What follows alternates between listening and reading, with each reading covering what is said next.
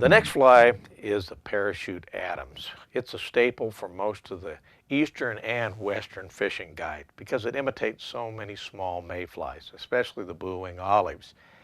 This particular fly is an easy fly to tie, but it intimidates people a little bit. So let's get started. I think I can help you get through it. First of all, just like in the royal wolf, we're going to use some moose hair, but we're going to take our thread and go halfway down the shank again. So important. Now, this will be your adventure into going a little smaller, now because we're on a 14 right now, and this fly is really effective in 16s, 14s, 16s, and 18s, probably the most effective. Okay, now what we're going to do is get a few strands of moose. Now, we're not going to use as many as we did on the royal wolf because we don't need as much to support the fly. We're not going to have a heavy as wing, and the parachute hackle is what's going to support it. Okay, so we're going to cut down a little on the strands. We're still going to make them nice and even. You're going to use probably a quarter of the amount of hair that you used on the other one. And again, we want to at least make the fly about the shank length in the tail length. And again, we're going to make sure that we don't take that thread beyond the halfway point. Okay, so it's fairly easy up until this point. And now what we're going to do is go to our calf tail. Yes, one more time. We're going to use calf tail. Again, the straighter calf tail works.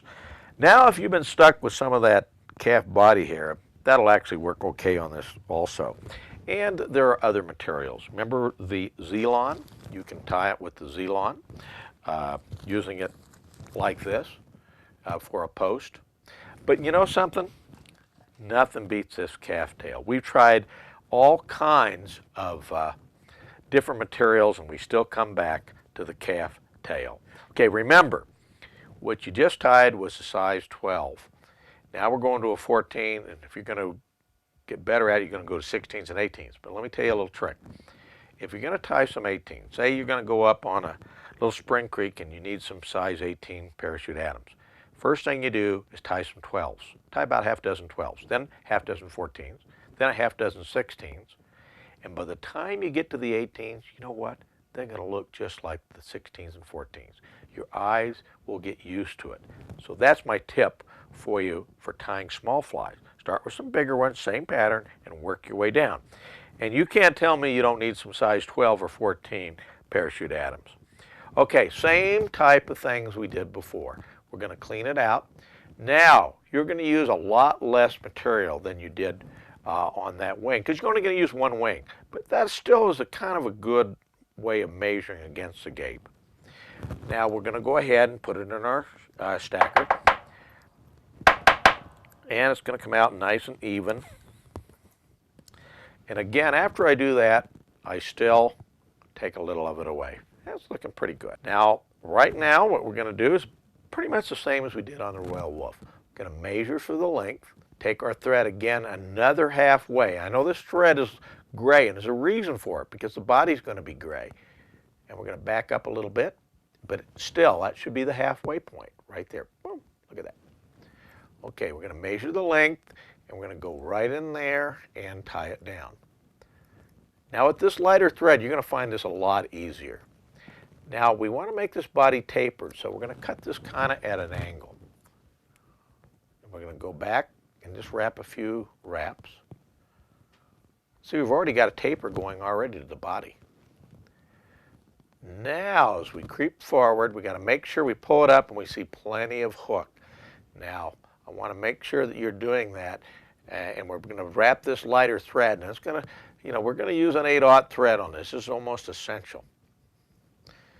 All right, now we've got that post is what we're going to call this. It's a wing, but we actually call it a post. All right, here we go. One thing you might want to invest in is one of these ceramic bobbins. Ceramic bobbins are real good for this technique. Now look what I'm doing right here. I want you to see that tube end right there. You can see the ceramic in it. I'm going to teach you a technique I call side posting. It's actually not as hard as it looks. But if you try posting like this, it'll work all right with calf tail because calf tail's nice and stiff. But if you start doing small antron and some synthetics, it's going to slide right off just like that. So what we're going to do is we're going to learn this technique of going this way rather than that way. See the difference in the way the tube is pointed. Here we go. So we go around like this, pushing forward, sliding over, pushing forward. Let's look at it from an angle like that. Around. Let's go around like this, push forward, around, push forward, and we're going to build that right up. Now I'm going to go over here where you can see it a little better. Going around, pushing forward, a little slack. Again, the path of the tube goes in a circular motion. Okay, we're going to build it right up. There we go. There's our post. All right, now we're ready to do some more dubbing. I'm going to show you a little trick here. Remember that material we've been using called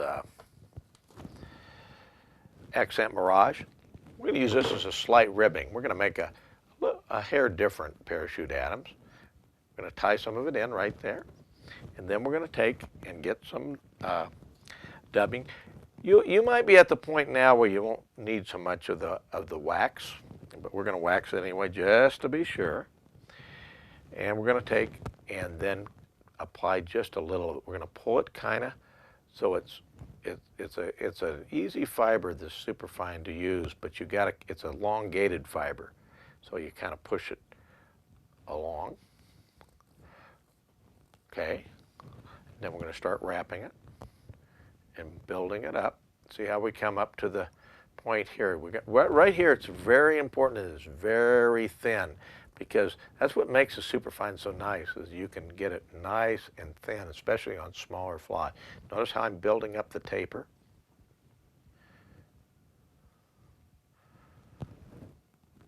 We have a nice tapered body. Now at this point we're going to add a little more in.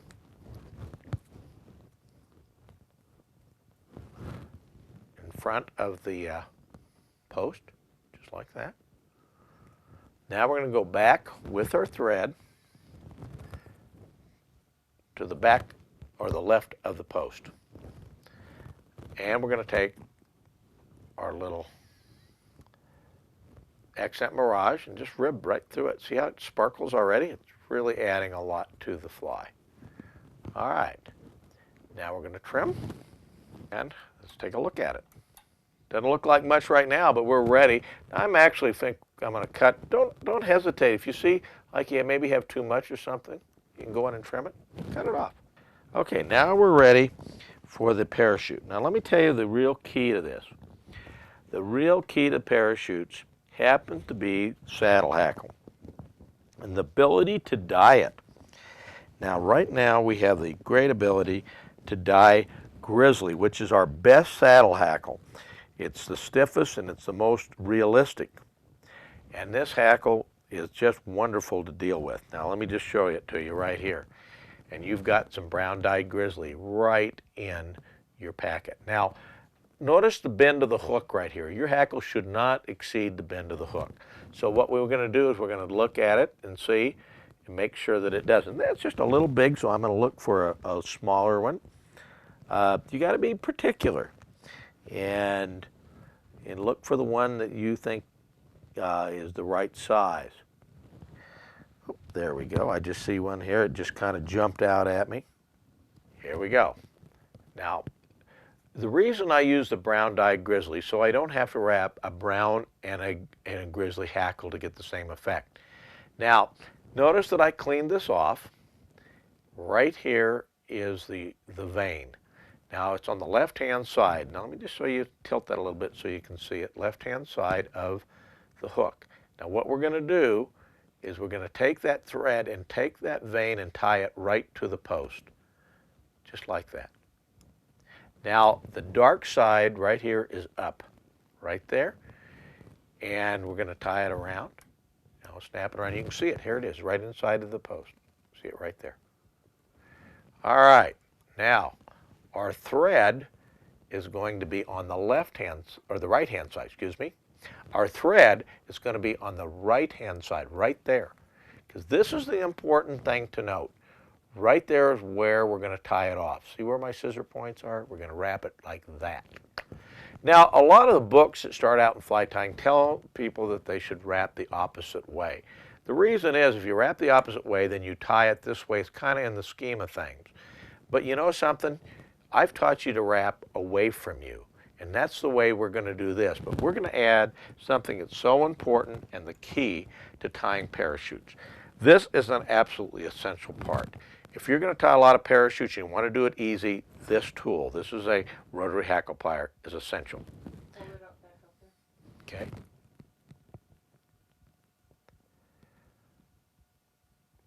Now, what we're going to do, just to make it more durable, you know you hear me talk so much about durability, is we're going to add just a little bit of cement to the post. We're going to grab the hackle, pull it around towards us, come up with the hackle plier, grasp it, tilt it up like this, and here we go.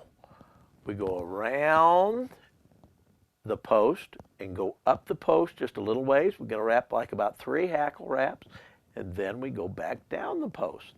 We end up back at where we started. Okay? End up right there. Now, see how I'm pulling it? Did you see how tight it is? See the fly move? Now, we're going to switch hands.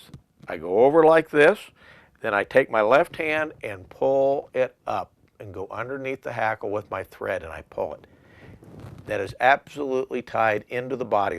Here we go. Pull it back. We pull it back and you can see it right in there. We're tying it right to the body, not to the post. And I'll tell you, this will make such an effective fly, you will not believe how durable this is and how easy it is to tie and how much fun you'll have tying parachutes. Now, so we don't cut any hackle, we open our scissors up like this and go right in and trim.